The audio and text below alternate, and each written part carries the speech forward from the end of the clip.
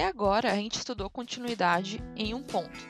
Agora, a gente quer estudar continuidade em um intervalo, ou seja, algo maior do que somente em pontos específicos.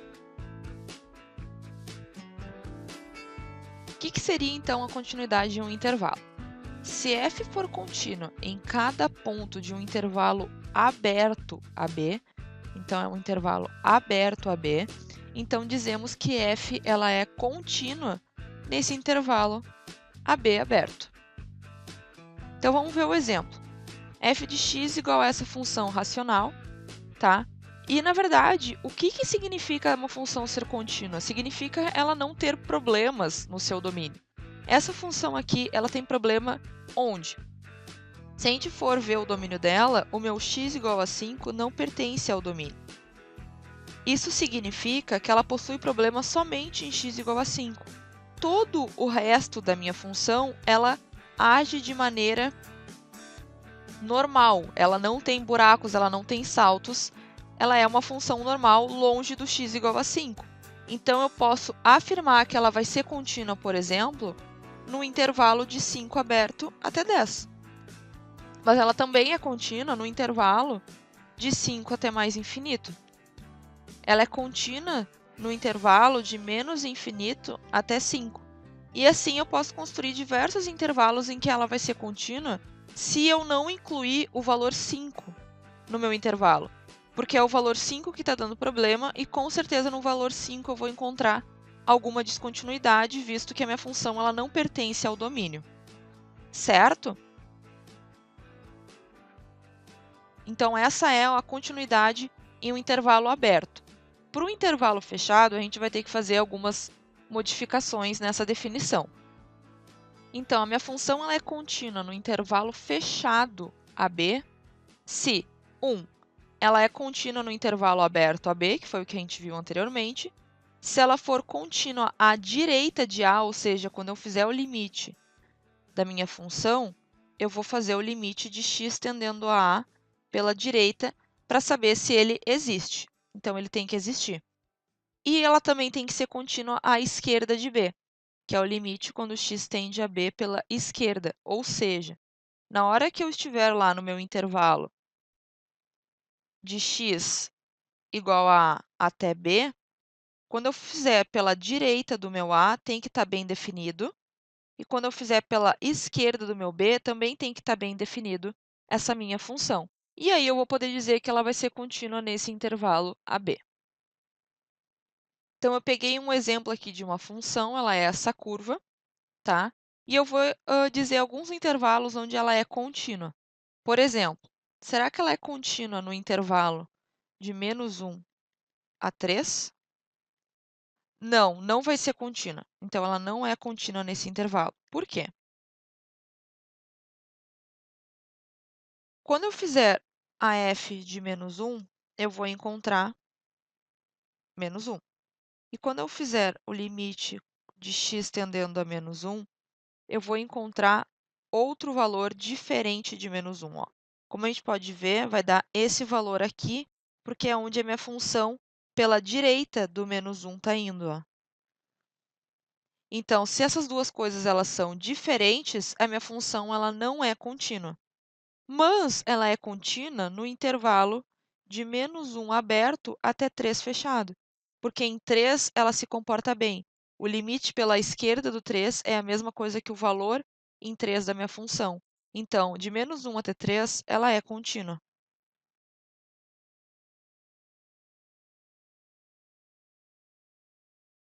Agora, a gente tem o seguinte teorema para nos ajudar. Então, os polinômios eles são contínuos em todo o seu domínio, ou seja, qualquer polinômio x² mais 1, x na quinta mais x menos 3x mais 2, todos os polinômios eles são contínuos em todos os seus domínios, ou seja, em todos os reais. Então, sempre que eu for calcular a continuidade de um polinômio em qualquer valor de x ou num determinado intervalo, eu sei que eles são contínuos porque isso é um teorema, é demonstrado. E uma função racional, o que é uma função racional mesmo? É a divisão de um polinômio por outro polinômio. Ele vai ser contínuo em cada ponto que o denominador não se anula. uma função racional ela é contínua em cada ponto que o denominador não se anula. Ou seja, a função racional é aquela função que é um polinômio dividido por outro polinômio. Em cada parte em que g de x é diferente de zero, a minha função racional é sempre contínua. Ela só não vai ser contínua onde o meu denominador for igual a zero, porque daí, se meu denominador é igual a zero, significa que aquele valor de x não está no domínio da minha função racional. E se ele não está no domínio da minha função racional, isso significa que tem uma descontinuidade naquele ponto. Então, a gente sempre pode usar esses dois teoremas para calcular os limites em determinados intervalos, se ou a minha função for um polinômio ou a minha função for uma função racional. Propriedades de funções contínuas. Bom, se eu tenho duas funções que são contínuas em x igual a, o que eu vou ter então? Que se eu somar essas duas funções, essa soma ela vai ter que garantir a continuidade em x igual a. Então, por exemplo, eu vejo que num determinado exercício eu tenho uma soma de NX junto com ln de x. Se eu sei que a NX ela é contínua em x igual a e eu sei que a ln de x é contínua em x igual a, significa que a soma das duas vai continuar sendo contínua em x igual a. A mesma coisa acontece se eu fizer f menos a g. Então, vale para soma, vale para subtração e vale para multiplicação. O que acontece na divisão? Na divisão é uma coisa mais diferente. Por quê? Porque se a minha g de a for igual a zero, ela não é contínua. Porque eu não posso ter zero no denominador. Então, não é contínua. Agora, se a minha g de a for diferente de zero, ela vai ser contínua. Então, para minha divisão, é válido essas propriedades aqui. Agora, vamos para alguns exemplos de verdadeiro ou falso. Então, eu dou essa função aqui definida por partes e eu pergunto se ela é contínua em x igual a 1. Então, para saber se ela é contínua em x igual a 1, então vamos para a primeira condição de continuidade, que é ela existir em x igual a 1. Então, quanto é que vale a minha f de 1? Eu vou ter que usar essa primeira equação, porque são os valores de x menores ou iguais a 1. Então, 3 menos 1 ao quadrado, isso aqui vai dar 3 menos 1, que é 2. Segunda condição, existe limite bilateral. Como são funções diferentes para cada um dos lados, eu vou ter que fazer os dois limites. Então, limite quando x tende à esquerda do 1, eu vou usar a função de cima, porque são os x menores do que 1. Então, 3 menos x², que eu já vi que é 2. E o limite quando x tende à direita do 1, que é usando a função 1 mais x², que vai dar 2 também, porque 1 mais 1 ao quadrado é 2. Então, os dois limites são iguais. Existe limite bilateral, então a primeira condição foi satisfeita, a segunda condição foi satisfeita. E agora a terceira condição é que a minha f de 1 tem que ser igual ao meu limite bilateral. E isso acontece, né? Porque o meu limite bilateral deu 2 e a minha função também deu 2. Então, a terceira condição é satisfeita, ou seja, a minha função de fato é contínua em x igual a 1. Verdadeiro, então. Agora, eu quero saber essa segunda função. Se f de x igual a x² menos 3, ela é contínua em x igual a 0. Eu posso garantir que ela é contínua em x igual a 0 por causa do teorema anterior que eu vi, em que polinômios são contínuos em todo o seu domínio.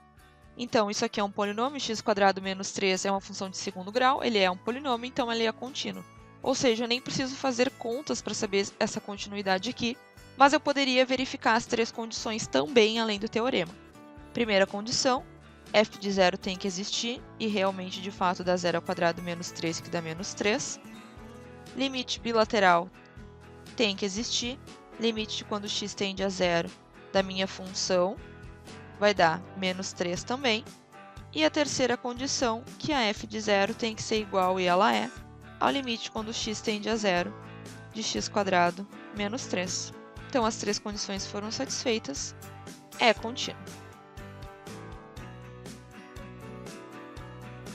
E, além disso, ela é contínua tanto em x igual a 0 quanto em todos os reais. Porque ele é um polinômio, então ele não vai ter nenhum buraco ou valor de descontinuidade no meio do caminho.